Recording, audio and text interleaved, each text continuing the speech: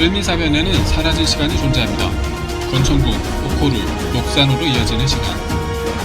명성황후가 시해당하고 그 시신이 화장당하기 직전까지의 시간입니다. 1966년 일본의 양심적인 역사학자 야마베 켄타로가 발간한 이란 병합소사에는 명성황후 시해 사건에 시간이 이루어졌다 라고 되어 있습니다. 그리고 일본의 유명한 전기소설가 스노다 후사코가 쓴 민비 암살이란 책에는 민비의 유체 곁에 있던 일본인들 중 나는 동포로서 도저히 글로 쓸 수 없는 행위를 한 것이 보고되었다 라고 되어 있습니다. 이렇게 같은 일본인들조차도 부정하고 싶은 역사가 기록되어 있는 보고서입니다. 여우사냥은 은밀하고 속전속결로 이루어져야 하는 계획이었습니다. 하지만 계획이 흐트러지면서 해가 뜬 아침이 되어버렸고 많은 목격자들이 생겨났습니다. 특히 외국인 2명의 목격 증언으로 을미사변은 세계 각국으로 알려지게 되는 계기가 되었고 수많은 외국 언론들이 대서특필로 다루기 시작했습니다. 그 바람에 일본 정부는 국제적인 비난을 면하기 어려웠습니다. 1895년 10월 8일 그들은 작전명 여우사냥을 시작합니다. 조선 측 궁궐 경비대와 약간의 마찰이 있었을 뿐 너무 쉽게 길을 내어주게 됩니다. 왜냐하면 있어야 할 1500명의 조선 경비대는 다들 어디론가 숨어버리고 300명만이 소집되었습니다. 그나마도 일본군의 총성에 일시에 군복을 벗고 무기를 버리며 도망가버렸습니다. 그래도 한나라의 궁궐인데 말도 안되게 허술했던 것이었죠. 임금이 있던 궁의 기강이 이 정도면 조선의 다른 상황은 더 이상 말할 필요가 없는 일이죠. 마지막 왕실이 바람 앞에 촛불처럼 위태위태했다는 게 느껴지는 대목이기도 합니다. 그렇게 경복궁은 외부 침입에 별다른 큰 저항 없이 길을 내어주게 됩니다. 그리고 시퍼런 칼을 든 일본 낭인들은 경복궁 가장 깊숙한 안쪽까지 거침없이 내달립니다. 경복궁 내의 지리도 이미 다 파악한 듯 보였고 왕과 왕비가 주로 머물던 경복궁의 가장 안쪽 건천궁까지 쉬지 않고 쭉 밀고 들어가게 되죠. 건천궁에 낭인들이 침입하고 그들의 무차별적인 칼부림으로 그곳은 순식간에 아수라장이 되어버립니다.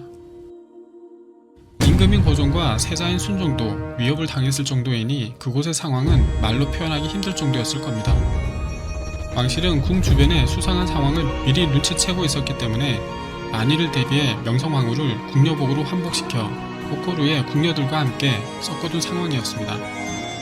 하지만 낭인들은 침소인 오코루까지 행패를 부리고 밀고 들어왔고 오코루의 문 앞을 막아서던 국내부 대신 이경직의 두 팔을 베어버리고 내부로 난입합니다. 왕비의 얼굴을 알 수 없었던 낭인들은 오코루에 궁녀들을 겁박하여 공포 분위기를 조성했고 그 참혹한 상황을 견디지 못한 왕후는 도망치려 하다 발각되어버리죠. 낭인은 명성황후의 가슴을 3번 밟고 3차례 칼로 난자합니다. 그리고 명성황후는 건천궁 옆 녹산으로 옮겨지고 시신은 화장당하게 되죠. 이 모든 것이 끝난 시각은 아침 8시가 훌쩍 넘어 날이 밝을 때였습니다. 대체로 을미사변을 요약하면 이런 상황이었습니다. 그런데 을미사변에서 아무리 찾고 싶어도 찾을 수 없는 베일에 쌓인 시점이 있습니다. 명성황후와 관련된 감추어지고 조작되고 소문만 무성한 그 시점 말이죠. 그 시점은 크게 3부분으로 나눌 수 있습니다. 첫 번째, 낭인들이 이경직의 두 팔을 잘라 살해하고 궁녀들만 있던 오코루로 들어가 왕비를 색출했던 상황. 두 번째, 왕비가 정확하게 어디에 어떻게 시해당했는가의 문제. 세 번째, 녹산으로 옮겨진 이후의 상황. 이 3가지 시점의 공통점은 무척 잔인하고 참혹했던 순간이라는 것이죠. 현장을 직접 목격한 상궁의 증언이 기록으로 남아있지만 엄격한 궁중의 법도 때문인지 뭔가 입에 담기 힘든 일들은 생략한다는 것을 알 수 있습니다. 그래서 현장 목격자가 있음에도 을미사변 그날의 가장 중요한 순간들이 모호하게 남아있는 것이죠.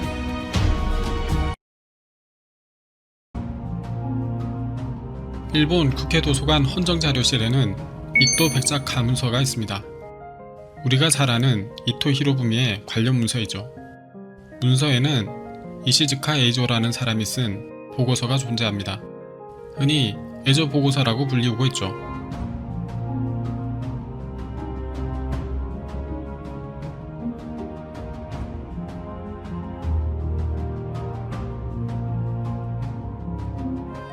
앞서 보신 충격적인 내용은 에조 보고서의 일부 내용입니다. 에조 보고서는 12쪽으로 구성되어 있고 6개의 소제목으로 나뉘어 있는데 그 중에서 4편, 실행자편에 명성황후를 끔찍하게 살해하는 과정이 담겨 있어 충격을 주고 있습니다.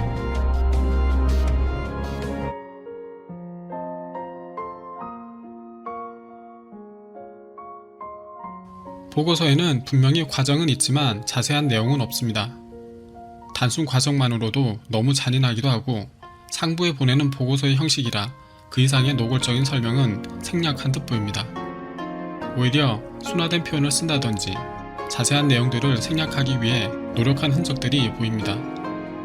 그럼에도 에조 보고서를 읽는 사람은 뭔가 아주 처참한 상황이 있었다는 걸 직감적으로 알 수 있습니다. 이렇듯 상황은 전달이 되는데 명확하게 쓰여진 내용이 아니고 다소 모호한 표현들이기 때문에 여러가지 해석들이 나오고 있죠. 나체로 만든 후 국부검사를 했다는 대목과 첨부된 우습기도 하고 화나기도 한 이란 일반적이지 않은 묘한 첨부글에는 분명히 왕후에게 어떤 능욕이 있었다는 것을 알 수가 있습니다. 에조 보고서를 본 사람들은 공통적으로 느낄 수 있는 부분이 있습니다. 명성황후가 낭인들에게 극도로 변태적이고 잔인하게 살해당했을 거란 추측입니다.